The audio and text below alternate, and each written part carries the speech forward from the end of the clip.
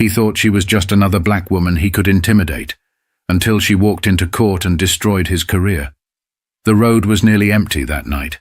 A few cars rolled past, their headlights bouncing off wet pavement. The streetlights flickered, casting long shadows over the stretch of highway outside Birmingham, Alabama. It was late, just past 11, the kind of hour where most people just wanted to get home. Lieutenant Commander Renee Dawson had been driving for nearly 2 hours, her fingers drumming lightly against the wheel, humming along to the soft rhythm of an old jazz tune playing through the speakers. She wasn't in uniform, just a simple black sweater and jeans, hair pulled back. She didn't stand out, or so she thought. Then she saw the lights in her rearview mirror, red and blue, flashing, gaining on her fast. Her stomach clenched. Not out of fear, she knew how these things went, but out of exhaustion. She signaled, changed lanes, and eased her car onto the shoulder. She put the car in park, took a slow breath, and kept both hands where they could be seen. She had been in the military long enough to know the drill. A white patrol car stopped just behind her. The officer took his time getting out. When he finally did, he moved like a man who expected obedience. Heavy boots scuffing against asphalt, one hand resting on his belt, the other holding a flashlight that flicked on as he approached. She turned her head slightly, watching him through the side mirror. The name on his badge caught the light. Briggs. License and registration. No greeting, no explanation. His voice was flat, practiced, impatient. Renee met his eyes in the mirror, then reached slowly into the glove compartment, pulling out her documents. "Was I speeding, officer?" she asked, her voice steady. Briggs didn't answer right away. He took the papers from her hand, holding them just out of reach as he gave her car a once-over. "Taillights out," he said. She frowned. That can't be right. Briggs finally looked at her. "Are you arguing with me?" A beat of silence passed. Renee could feel the shift in the air, that quiet, unspoken moment where power met resistance, and one side expected the other to cave. She'd seen it before. In briefings, on bases overseas, in training exercises meant to prepare sailors for the world outside the Navy. She knew better than to push, but she also knew her rights. "I'm just saying," she replied, voice calm. "My tail lights were checked a few weeks ago. But if there's an issue, I can get it fixed." "Step out of the car." Briggs cut her off like he hadn't heard a word. Renee exhaled slowly. She glanced toward the traffic ahead. No witnesses. She tapped her fingers against the steering wheel once, then reached for the door handle. "Mind telling me why?" she asked. Briggs tilted his head, smirking. "Because I said so." She let that hang in the air for a second, then unbuckled her seatbelt and pushed the door open. The night air was cooler than she expected. She stepped onto the pavement, her posture relaxed but measured. She wasn't looking for a fight, but she wouldn't be bullied either. Briggs took a step back, scanning her. She could feel him sizing her up, deciding how much he could get away with. "Turn around. Hands on the car." This time she hesitated. For what reason? Briggs took a step closer. His smirk disappeared. "Are you resisting?" Renee held her ground. "No, I'm asking a question." A flicker of something crossed his face. Annoyance. Amusement. Maybe both. Then, without warning, he reached for his radio. "We got a non-compliant driver here," he muttered into the speaker. Then louder, "Turn around." Her pulse picked up, but her expression stayed neutral. "Officer, I need you to understand something," she said, her voice low but firm. "I know exactly what I'm allowed to do, and I know exactly what you can't do." Briggs didn't like that. His jaw tensed. "You're under arrest," he snapped, reaching for her wrist. Renee moved before he could grab her, stepping back just enough to avoid his grip. "Under arrest for what?" Briggs pulled out his cuffs. "For obstructing an officer." She exhaled sharply through her nose. So that was his game. Her military training kicked in, heartbeat steady, breathing even. She knew she had two choices: comply and fight this later, or push back and risk escalation. She wasn't about to become another statistic. With slow, deliberate movements, she turned, placing her hands on the roof of her car. The metal was cool against her palms. Briggs wasted no time yanking her arms behind her back, tightening the cuffs far too much before shoving her toward the patrol car. "You don't know what you're doing," she murmured. Briggs chuckled, shoving her into the back seat. "Lady, I know exactly what I'm doing." But he didn't. Not even close. The hard plastic seat of the patrol car dug into her back. Renee sat still, wrists burning against the cuffs, her breath measured. The door slammed shut behind her, sealing her in. Outside, Briggs strutted back to his vehicle, muttering something into his radio. She glanced at the partition separating her from the front seat. The faint reflection of her face stared back. Calm, composed. But beneath that, something simmered. She had been through combat drills, high-stakes operations, and interrogations in foreign territories. But this was different. This was a man with a badge, drunk on power, convinced he was untouchable. A few minutes passed, then 5, then 10. She shifted her hands slightly, testing the cuffs. Too tight. He had done it on purpose. The driver's side door swung open, and Briggs slid in, whistling. "Well, well," he muttered, pulling his seatbelt across his chest. "Let's take a little ride." She didn't respond. He threw the car into gear, pulling off the shoulder and back onto the road. The patrol car lurched forward, the overhead lights still flashing. She could see the reflection of the red and blue in the side mirrors, staining the road behind them. "You know," Briggs said after a moment, "most people just keep their mouths shut when I tell them to step out." Renee exhaled sharply through her nose. "And most officers don't arrest people for questioning a traffic stop." Briggs laughed, shaking his head. "Lady, you must really think you're somebody." She looked at him through the glass. "I don't think." "I know." That made him pause, just for a second. His knuckles flexed around the wheel, a flicker of irritation breaking through his smug exterior, but he covered it up quick. "You military?" he asked, his tone suddenly shifting. She didn't answer. "Yeah, I figured," he went on. "You got that attitude, that above-the-law type." He smirked. "Bet you thought I'd back off if you threw that around, huh?" Still, she stayed silent. Briggs clicked his tongue. "Shame," he mused, shaking his head. "If you'd just kept your mouth shut, we could have avoided all this." Her jaw tightened, the audacity of it, as if his actions were somehow her fault. The station came into view up ahead, a squat, grey brick building just off the main road. The parking lot was mostly empty.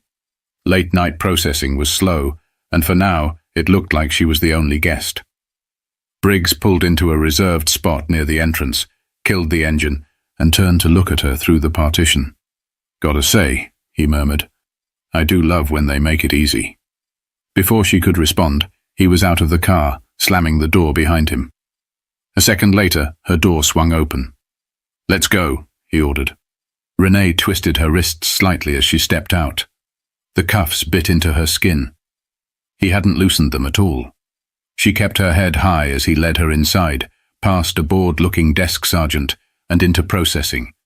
The holding area smelled like old coffee and sweat.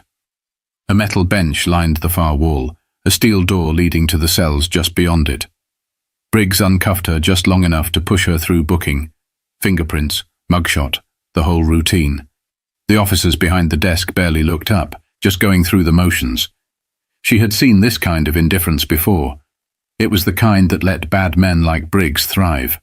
When it was over, he grabbed her wrist again, leading her toward the cells. "You think you're smart, huh?" he muttered under his breath. She glanced sideways.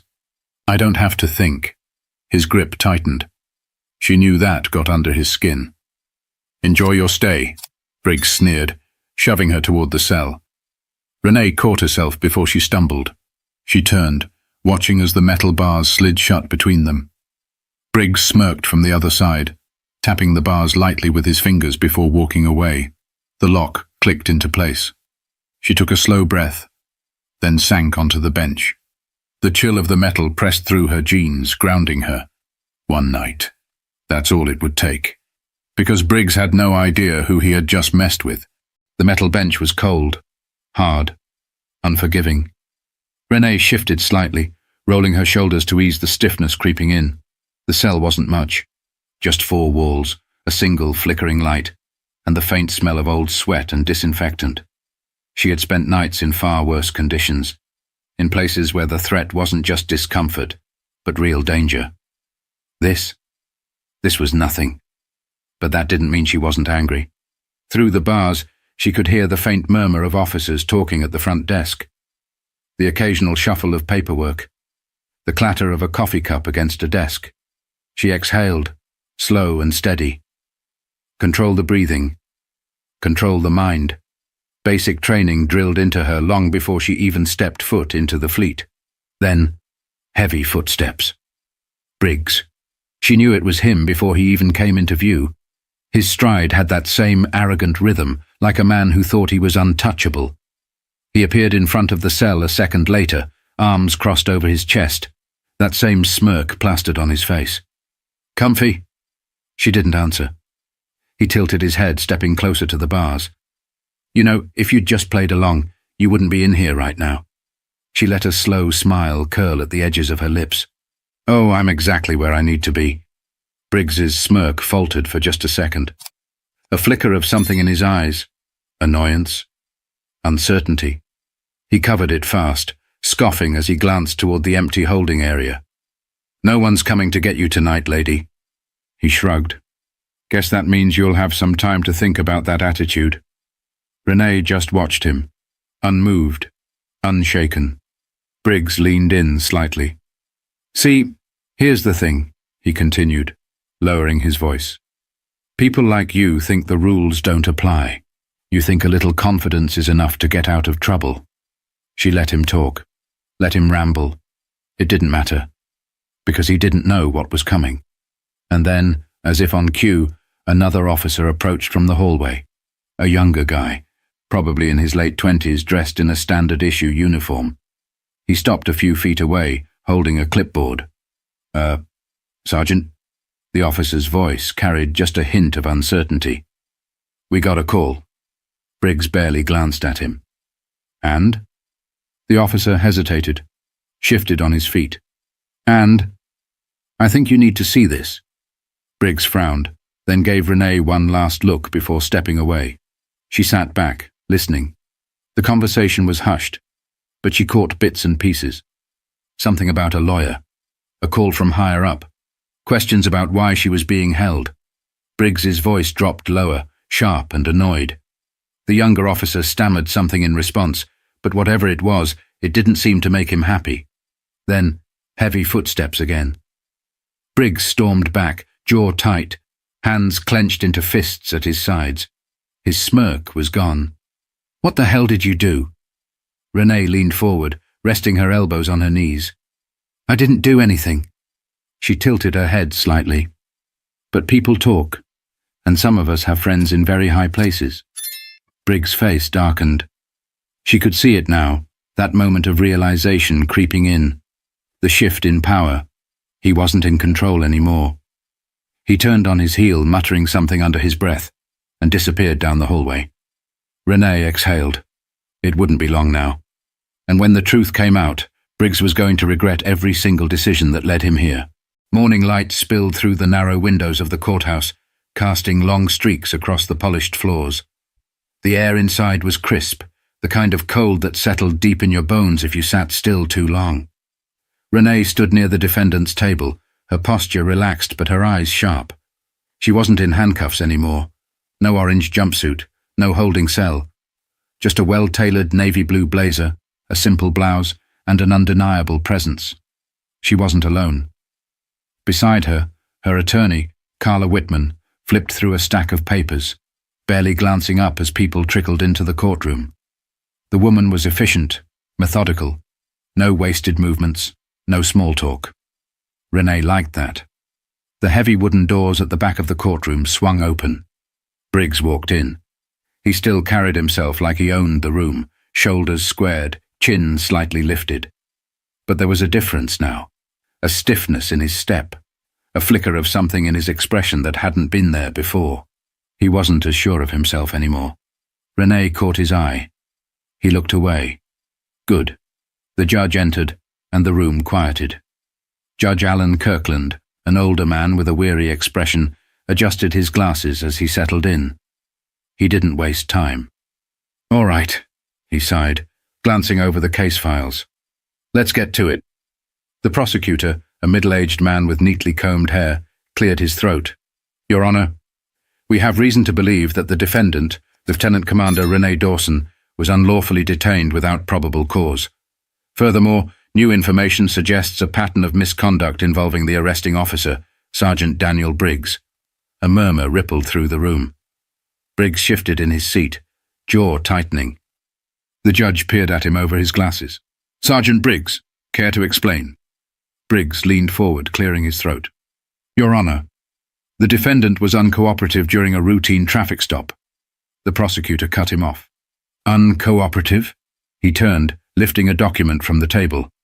"Lieutenant Commander Dawson's record shows a distinguished military career, graduate of the Naval Academy, multiple commendations, no criminal history, no outstanding citations.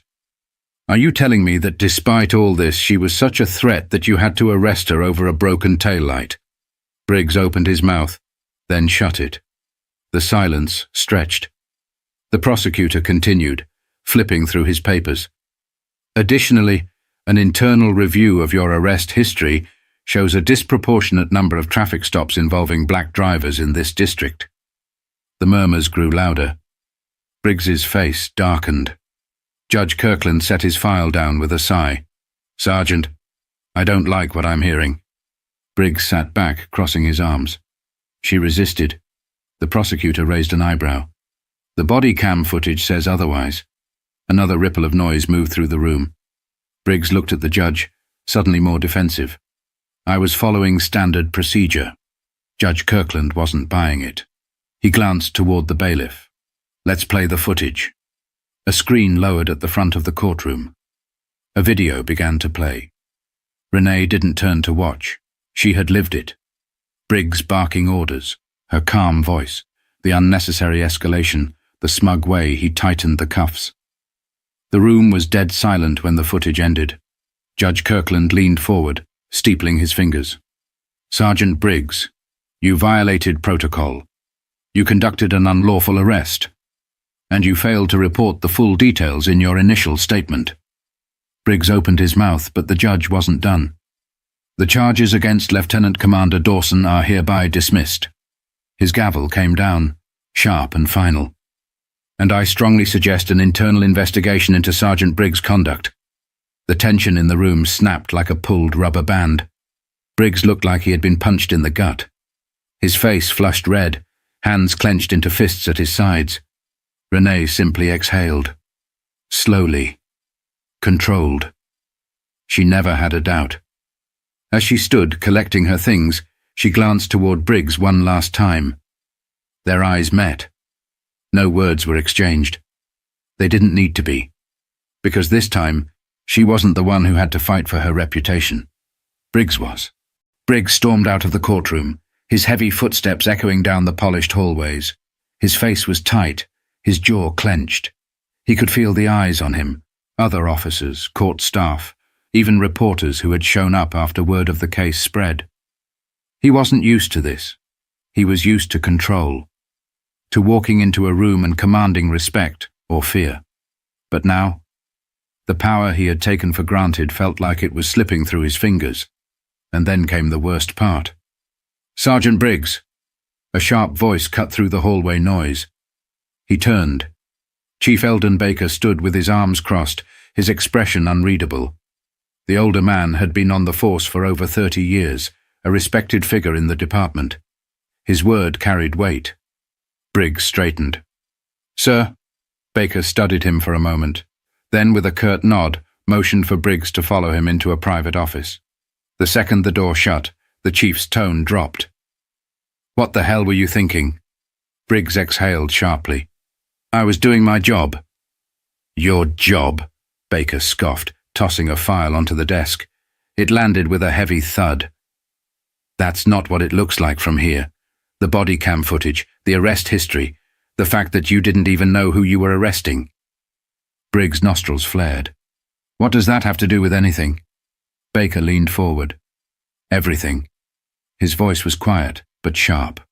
This wasn't some random woman. This was a high-ranking Navy officer. You think this is just going to disappear? Briggs looked away, grinding his teeth. She was disrespectful. She questioned you, Baker cut in. That's not a crime. Briggs scoffed, shaking his head. You don't get it. People like that. The chief's expression hardened.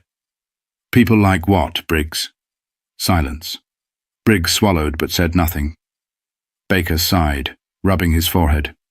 The DA is reviewing every single one of your cases from the past 5 years. You've been flagged for racial profiling, and you better believe this department isn't going down with you. Briggs felt his stomach twist. What does that mean? Baker straightened. It means you're being put on immediate suspension. Effective now. Internal Affairs is investigating, and if they find what I think they're gonna find. He shook his head. Your career is over. The words hit Briggs like a punch to the gut. His face burned. This is bull. Baker held up a hand. Don't finish that sentence. His voice was ice. Pack up your desk. And if I were you, I'd get a lawyer. Briggs stood there, fists at his sides, his world unraveling in real time. And for the first time in his career, he realized he wasn't untouchable. Across town, Renee sat in a quiet cafe, stirring a cup of coffee as she scrolled through her phone. The case had already made headlines. The footage had gone viral. Lieutenant Commander wrongfully arrested. Officer under investigation. She wasn't surprised. She had known, from the second she stepped out of her car that night, how this would go. She had seen men like Briggs before, entitled, arrogant, used to bending the law in their favor. But this time, he lost. Her phone buzzed, a message from her attorney. Briggs has been suspended, might face charges. Renee took a slow sip of her coffee. Good. She glanced out the window, watching the city move on around her. The fight wasn't over, not for her, not for the people Briggs had likely hurt before. But today was a win. The crisp afternoon air carried the scent of fresh rain as Renee stepped out of the cafe. The weight of the past 24 hours should have lingered on her shoulders, but it didn't. She walked with the same confidence she always had, head high, steps steady. Her phone buzzed again. This time it was a number she recognized. She sighed, then answered. Captain, Lieutenant Commander. The familiar voice greeted her. I assume you've seen the news. I have. A brief silence. Then, and how are you feeling? Renee glanced at her reflection in a nearby storefront window. She saw no signs of defeat, no cracks in her composure.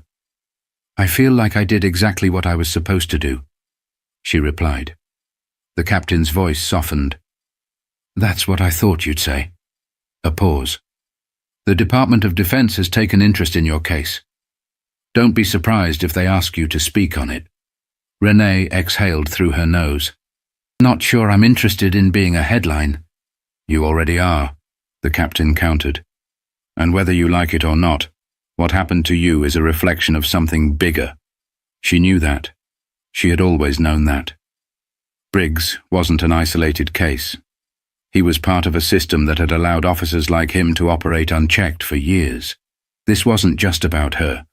It was about the dozens, maybe even hundreds, of people who had been in her shoes but didn't have the rank, the legal team, or the voice to fight back. Renee leaned against a streetlight, watching the traffic move by.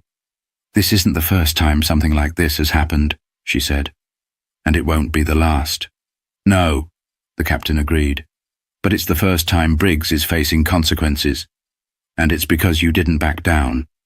Renee closed her eyes for a second, letting those words settle. She didn't back down.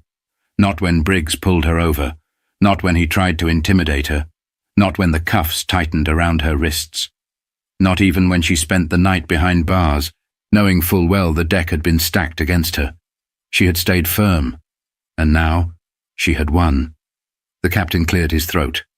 One last thing, he added. You might be getting a call from the mayor's office. Renee's eyebrows lifted. Oh?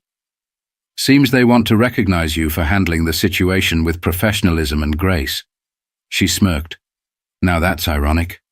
The captain chuckled. You gonna accept it? Renee thought for a moment, then shrugged. I'll think about it. She ended the call and tucked her phone back into her pocket. Across the street, a mother walked with her young son, his small hand wrapped tightly around hers.